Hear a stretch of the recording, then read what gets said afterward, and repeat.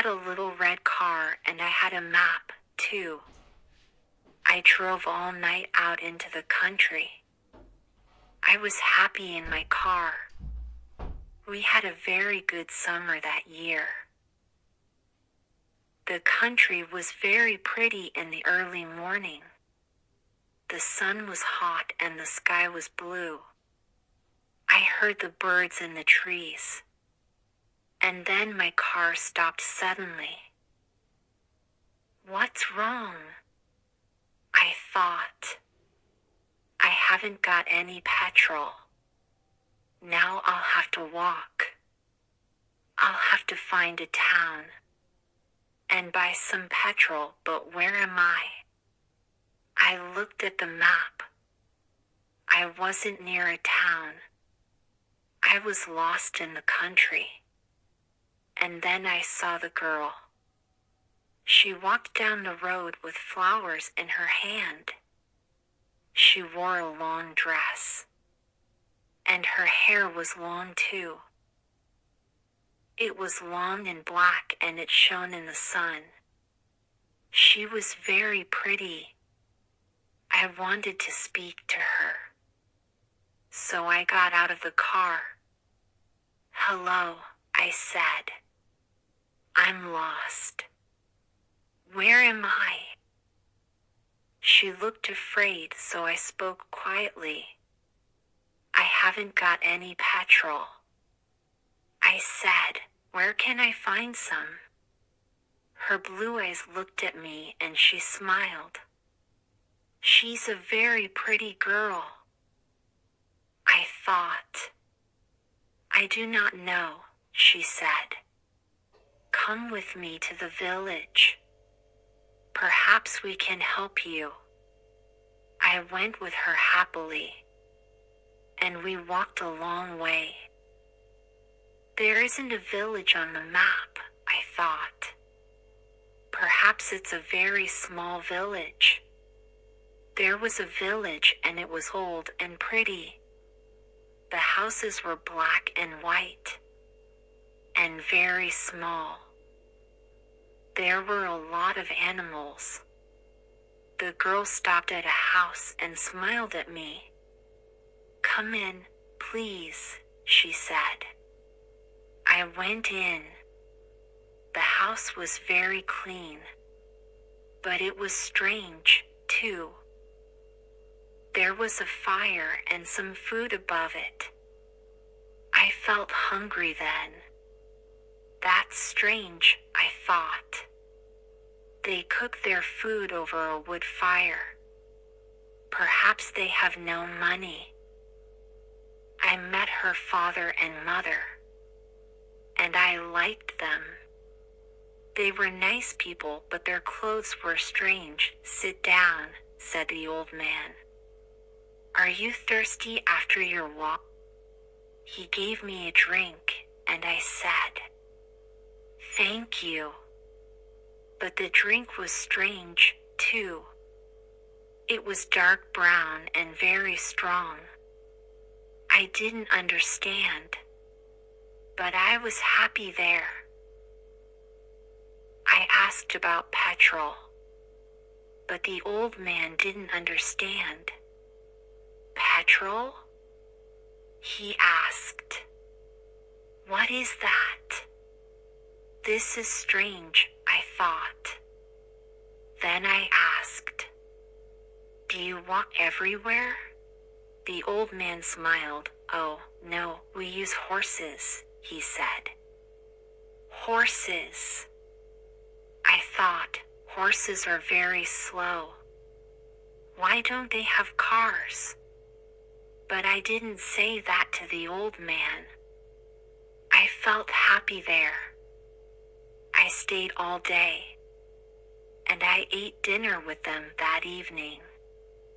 Then the girl and I went out into the garden. The girl's name was Mary. This is nice, she said. We like having visitors. We do not see many people here. We spoke happily. She was very beautiful. But after a time she began to talk quietly, and her face was sad. "Why are you sad?" I asked her. "I cannot tell you," she said. "You are only a visitor here. We have to say goodbye tonight. You have to go now." I didn't understand I loved her. I knew that. And I wanted to help her. Why did I have to go? But Mary said again in a sad voice, "You have to go. It is dangerous here," so I said, "I'll go to the next town and find some petrol. Then I'll come back." She didn't speak. "I love you, Mary," I said, "and I'll come back to you. You won't stop me." She said goodbye to me at the door. Her face was very sad, and I was sad, too. I didn't want to go. It was midnight. The night was very dark. But I walked and walked. I was very tired when I saw the lights of a town. I found some petrol. And then I asked the name of the village. But the man at the garage gave me a strange look. "What village?" he asked. I told him about the village. I told him about the old houses and the people with strange clothes. Again he gave me a strange look. He thought, and then he said, "There was a village there. But it isn't there now. There are stories about it." "What do people say about it?" I asked. He didn't want to tell me, but then he said, "There was a big fire in the village. Everybody died. There aren't any people or houses there now. How did it happen?" I asked. "And why?" "Oliver Cromwell killed them," he said. He was angry with the villagers because they helped the king in the war. I couldn't speak. This isn't right, I thought. That war happened 350 years ago. Then I remembered the strange clothes, the long hair, the food, the fire, and the old houses. And I remembered, too, about the horses. But I don't understand. I cried. I saw the people and the village. I spoke to some people there. The man looked quickly at me, and then he spoke. "There's an interesting story about the village. For one day every 10 years, it lives again, but only for one day. Then it goes away again for another 10 years. On that one day, you can find the village, but you have to leave before morning, or you will never leave. Can this be right?" I thought perhaps it was Mary said, "You have to go." She loved me, but she said, "We have to say goodbye." She was afraid for me. Now I understand, I thought. I went back to the village, but it wasn't there. I looked again and again, but I couldn't find it. I saw only flowers and tree. I heard only the sound of the birds and the wind. I was very sad. I sat down on the ground and cried. I will never forget that day. I remember Mary, and I will always love her. Now, I only have to wait 2 months. The village will back again.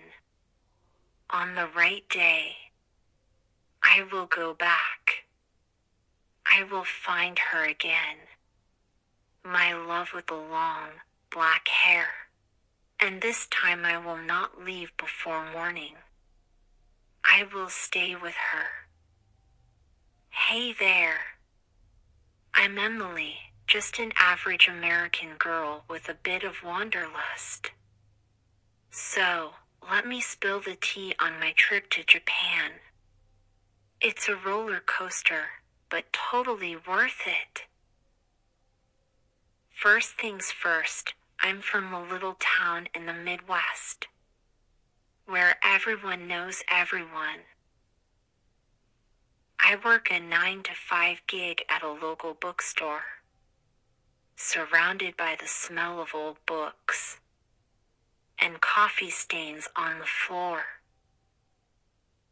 Not the most glamorous, but it pays the bills.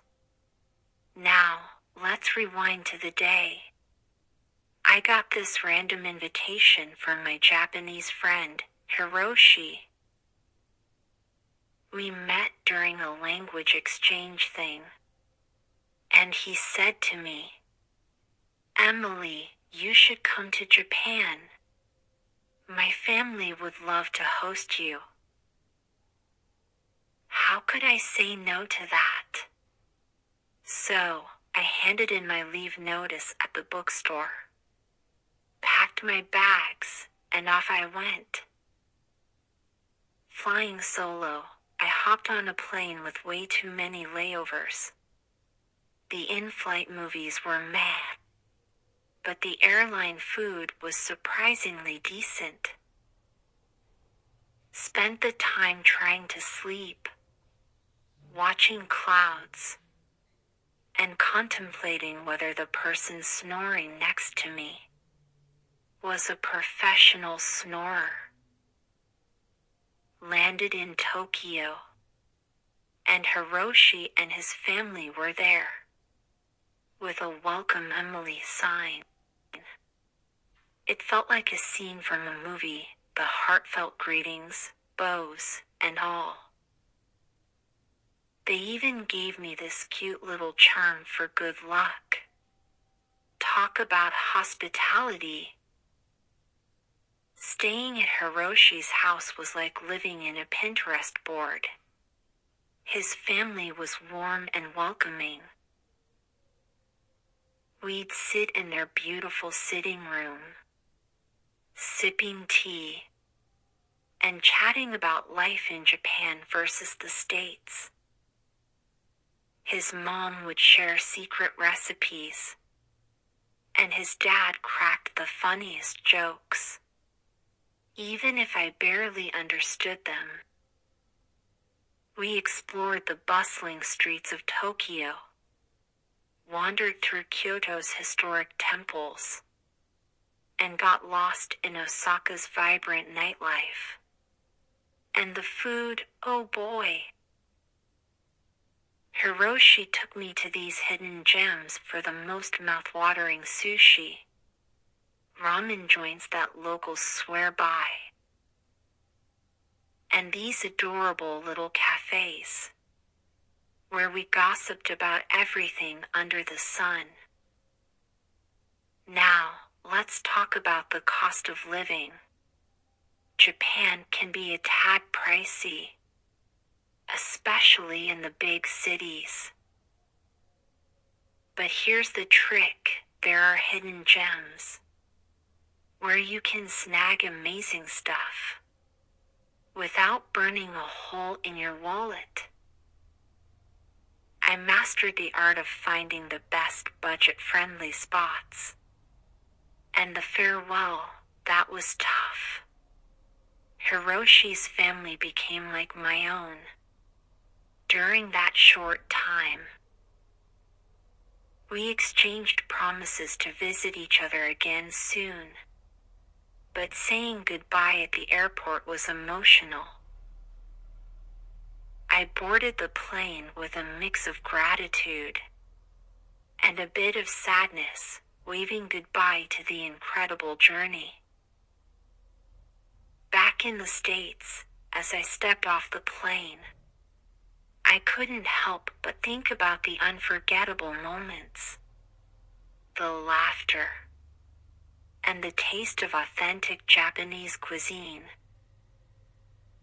Japan, you stole a piece of my heart, and I'm forever grateful for the memories,